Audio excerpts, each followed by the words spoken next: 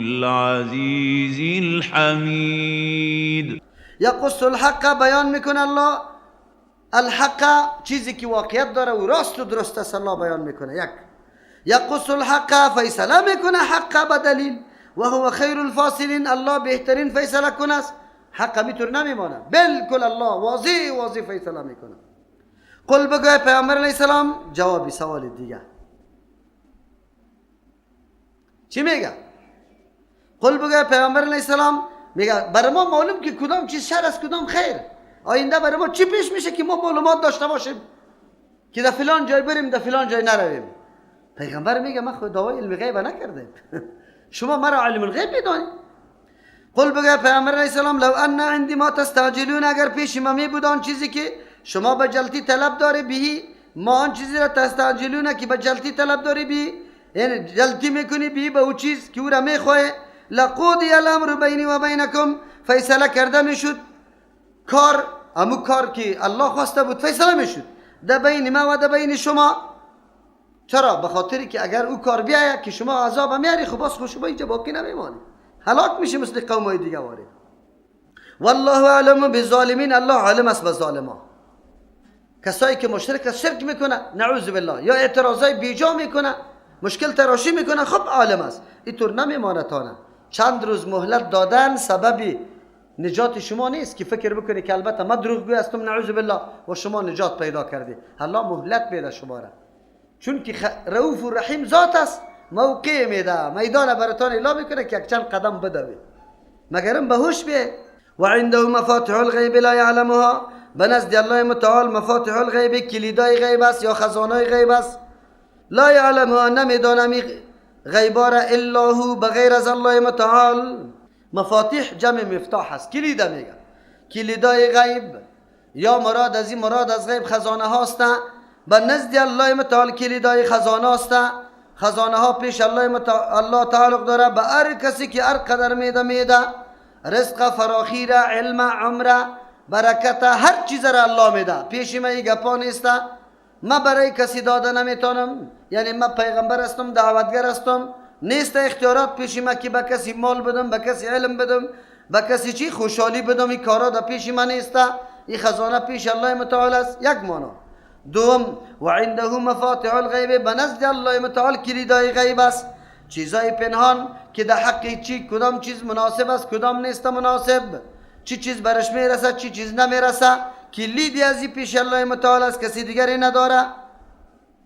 بله در احکام تشریعی بعضی چیزای غیب الله برای پیغمبری خود میده، در احکام تشریعی خبر میده پیغمبری خود که اینی گپا را به امت بگو، مثل که پیغمبر علیه السلام ما و شما را از علامات قیامت خبر داده پیش از پیش، چرا که الله او را خبر داده بود.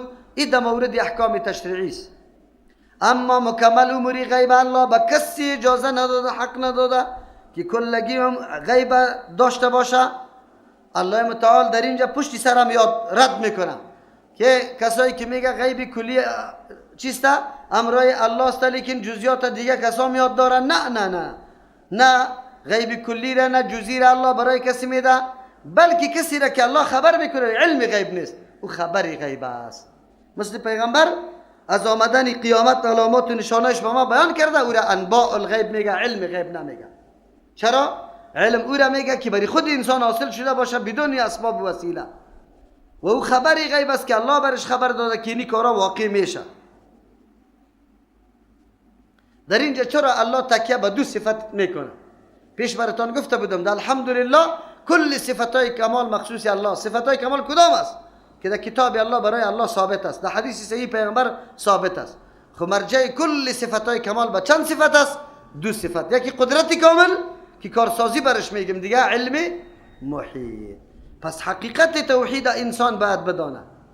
تمام صفات کمال مخصوص الله است، خصوصا دو صفت اجگاه برای مخلوق ثابت نکنه، یکی علم محیط دیگه قدرت کامل یا صفت تکوین و کارسازی را ایرا برای مخلوق ثابت نکنه. اما وقتی که ما میبینیم که هر جای مشرک پیدا میکنه حتما دمی دو صفت در شرک واقع شده، یا علم محیط برای معبودی خود ثابت میکنه یا قدرت کامله. کسی که به سخی صاحب آواز میده هر دو صفت به سخی صاحب ثابت میکنه، علم محیط که از حال خود را آگاه میدانی.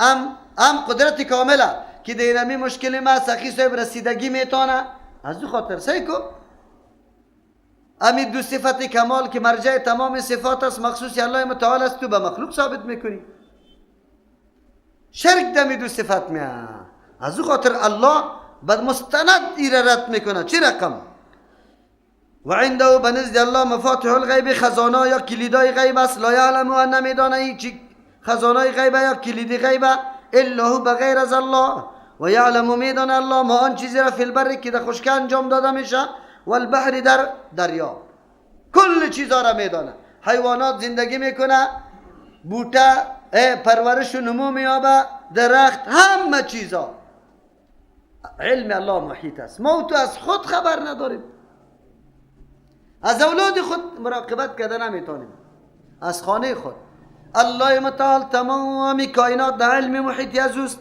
اگر در خشک است اگر در دریا ایره چی میکنی آلی تو بیبی و ما تسقط من ورقت نمیفته یک برگ الا یعلمها مگر الله میدانه که برگ چه قسم میفته به کدام کیفیت چرا میفته در یک جنگل بزرگ اگر باد شدید بیای و یک دم برگا از چنارا شروع شود از درختها پایین میای وضعیتی افتادری برگه حرکتی برگه بگوی تارا همه چیزی برگه الله میدانه انسان علم اینطور علم داره و ما تسقط من ورقت نمیفته نه تنها که الله علم به خشک و دریا داره بلکه الله و ما تسقط نمیفته من ورقت یک برگ الا یعلمها مگر الله میدانشه ولا حبت نیست یک دانه فی ظلمات الارض در تاریکی های زمین ولا رطب نیست یک میوه یا چیزی تازه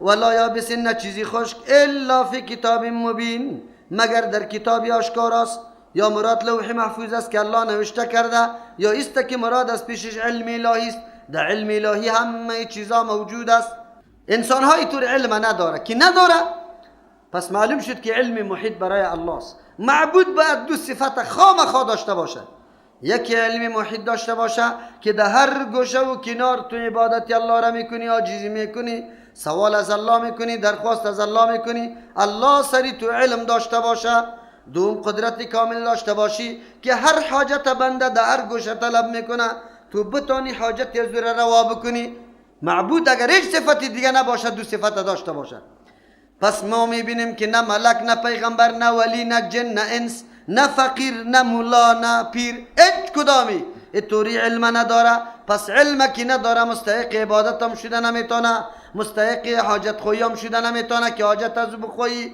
یا بر از او آواز بدی در وقت مشکلی خود حاجت روا و مشکل کشا تنها کی شد یک الله متعال شد از او خاطر الله میگم و هو الذی الله خوزاتی است کیست که این صفتا را دارا باشه یتوفاکم که شما را روح نفسانی یا احساس شما را الله میگیره میخوابانه شما را باللیل در شب و یعلم میدان الله ما آن چیزی را جرحتم که کمایی کرده بالنهار در روز ثم یبعثکم فی بعد از شما را بالا میکنه بیدار میکنه شما را در روز لیقضا اجل بخاطر که پورا کرده شوه اجل امو مدت امو تاریخ مسمى که برای زندگی دنیاوی برای شما معین شده از او خاطر الله گاهی شما را میخوابانه گاهی بیدار میکنه که تکمیل عمر شوه ثم الی باز خاص بسوی الله پس از مرگ مرجعکم بازگشت شما ثم ینبئکم باز الله شما را خبر میده بما کنتم تعملون با آن چیزی که شما در دنیا عمل کرده جزای مناسب براتان میده اینطور نیست که شما کاروایا میکنی الله خبر نداشته باشه و هو القاهر الله غالب است به قدرت خود و هو القاهر الله غالب است به قدرت خود هیچ کس اراده الله را دور داده نمیتونه فوق عبادی بالای بندگانش است اموتر فوقیتی که لایق شان الله متعال است و یرسل علیکم روان میکنه الله بالای شما حفظتن حفظره یعنی او چیزایی که نگرانی ارواحتان است یا مراد است حفظه کسایی که اعمال شما را ثبت کرده رایسته کرامن کاتبین هر انسان کرامن کاتبین قطش است حرکتی که انجام میدی گفتاری که میکنی مکمل درد شده رایسته ثبت شده رایسته کامپیوترهای الهی است یا مراد است حفظه و ملائکه است که امرای هر انسان برای حفاظت امی انسان الله روان میکنه الله قطعی هر انسان ملائکه حفاظت کننده هم روان میکنه. نمیگذاره که ایره مار گشتم بگزه، نمیگذاره که ایره دیو ایره جنیات معاصره کنه یا جنیات سرش بشینه تا که فرمان الله نشده. ملائک تو را حفاظت کرده، رویست هر طرف که میری ملائک قطعت است. زمانی که در تقدیر الله برات نوشته کرده که مار تو را بگزه، دمو موقع نمی ملک خود دور میکنه و مار تو را میگزه. تو انسان الله از هر طرف محاصره کرده، اما اعمال و کردارت نوشته میشه، هم حفاظتی تو را میکنه. حتی اذا جاء احدکم الموت، تایی که بیا به یکی از شما مرگ، توفته رسولنا، او را قبض روح میکنه قاصدای ما که ملائک است، و هم لا یفرطون، این همین ملائک اجگاه کوتاهی و تقصیر نمیکنه در اجرای حکم الله متعال، چیزی که حکم الله است مکمل انجام میده. ثم ردوا الی الله مولاهم الحق، بعد از او بازگردانیده میشود به سوی الله و تر الله مولاهم که مالک حقیقی و متصرف حقیقی الحق واقعی است، راست و ثابت متصرف امیز. الا خبردار، له الحکم، خاص است برای الله الحکم فیصله در این وقت، و هو اسرع الحاسبین، یقینا الله متعال خیلی جلد حساب کننده است.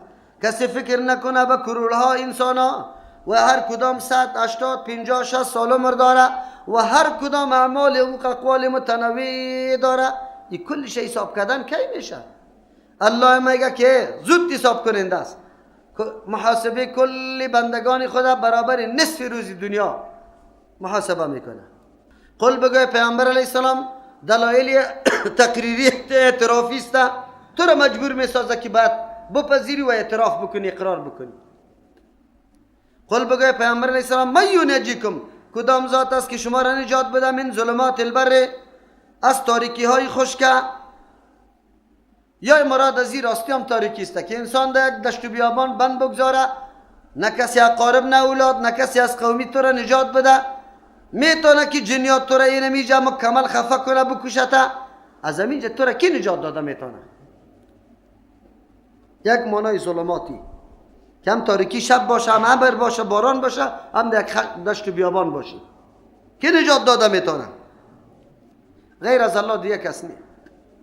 یک مراد از ظلمات در اینجا کنایت از مصیبت ها و تکلیف ها است.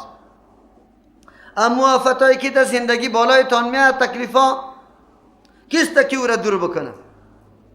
والبحر، کیست که تاریکی های شما را نجات بده از تاریکی های بحر که شب هم باشه در بحر هم باشی.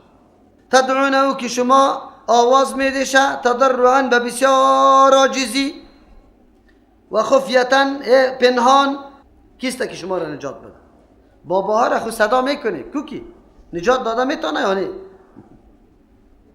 در مصیبت که انسان مبتلا شود باید الله را یاد بکنه، مردم ما زیارت ها را یاد بکنه. باز چی میگن؟ وقتی که انسان در مصیبت گیر شود باز یک کمی به هوش میاد. لئن انجانا من هذه، اگر ما را نجات داد از این مصیبت، لنکونن من الشاکرین، خب سپاسگزار بنده ها جور میشیم، حق شناس میشیم، قائم به توحید الله میشیم، حالی کلی مسئله را میپذیریم. چرا؟ به خاطر که سخت درگیر شده. قل الله ینجیکم، بگو که الله ما را نجات میده من هذه نمی. و خو ملامت هستن، چرا که در این موقع خو اگر در زبان بیاره خوب مردم هم برش ملامت میکنه که شما یک دفعه اوتور میگی یک دفعه اوتور. لئن انجانا، اگر ما را نجات داد وقتی در مصیبت ها گیر شوند، من هذه، از یمی مصیبت و تکلیف، لنکنن، خامخا میگردیم، من الشاکرین، از جمله سپاسگزارای نعمت الله که نعمت نجات نصیب ما شد. حق شناس میشیم، حق توحید الله را میشناسیم که واقعا بعد از این دیگه طرف آواز نمیدیم. قل الله، بگو در جواب پیغمبر علیه السلام که الله ینجیکم، شما را نجات میده، من هذه نمی تاریکی هایی که در خشکه و دریاست، و من کل کرب، از تمام غم و سختی، ثم انتم تشرکون، لیکن باز هم شما امرای الله شرک میکنه. باز می در خانه گوسفند ذبح میکنه، به نام کی میکنه؟ باز به نام قبر. نجات الله داده تو زن نظر به نام قبر میکنی. زنان باز اونجا وقتی که موتر در حالت چپا شدن است میگه یا پیر بابا یا پیر بابا، باز میگه اگر ما نجات پیدا کردیم باز نان میکشیم، نانم باز به نام کی میکشه؟ بیبی. سمنک به نام بیبی پخته میکنه. قل بگوی پیامبر علیه السلام هو القادر، الله قدرتمند است، علا بالای گپ یبعث علیکم. بله بسیار سخت به انداز بلیغ الله متعال هشدار ما را میده. وقتی کسی مرتکب شرک میشه مردم هم میبینی که هر طرف به خاطر نعوذ بالله کارای شرک کرده رایسته، حال دیگه عذاب الله باید بیاید، لیکن الله متعال اینطور نمیکنه، موقع میده برای بندگان خود میزود کده، انسان محروم نمیسازه از اینکه حق بپذیره. چه رقم؟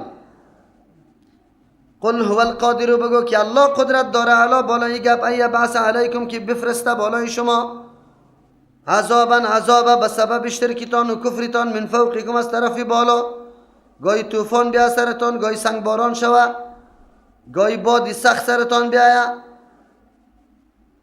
یا ایسته که یک مانا خوی شد. دو مانا ای بعثه که مقرر کنه علیکم بالای شما عذاب من فوقکم از طرف بالایتان، پاچاها و کلانای ظالم سرتان مقرر شوه، او من تحت ارجلکم یا در زیر پایایتان روان کنه عذاب، در زیر پایایتان زلزله بکنه غرق کنه کسی را، او یلبسکم شیعا او یلبسکم یا مخلوط کنه بیامیزه شما را شیعا به عذاب فرقواریت، و یذیق بعضکم بچسانه بعضی شما را بأس بعض تکلیف و چی عذاب بعضی دیگره.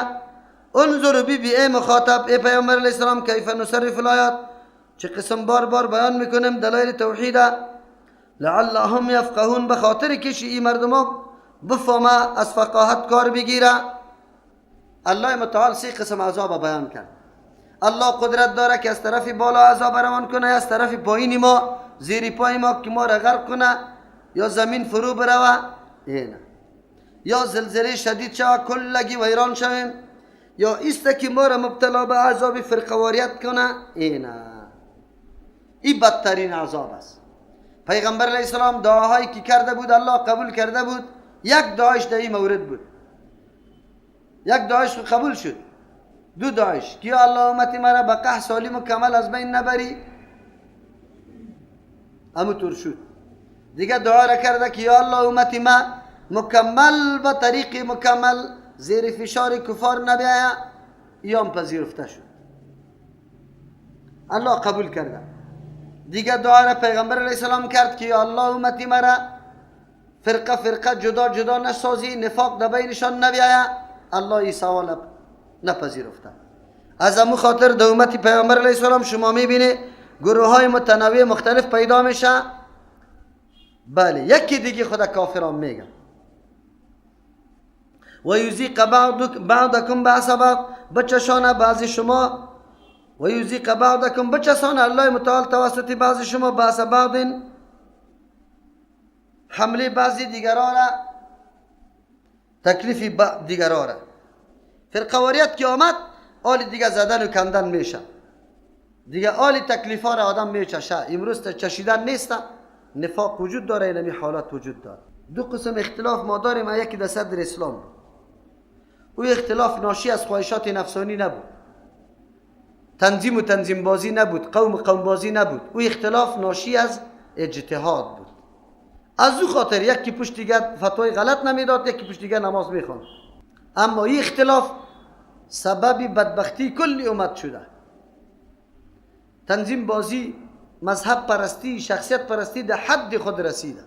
این اختلاف بسیار مذموم است، بد است.